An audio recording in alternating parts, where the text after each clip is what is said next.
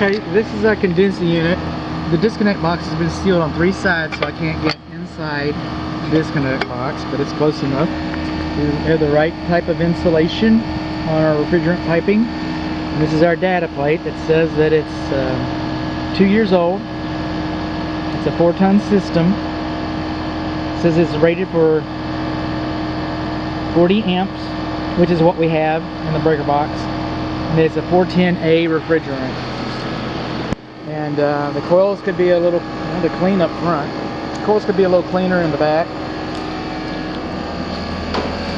You see here also that we've got anti-theft Schrader valve caps. That's a good thing. I honestly can't find anything wrong with the condensing unit installation today. So, yay for that. Condensing unit appears to have been installed satisfactorily.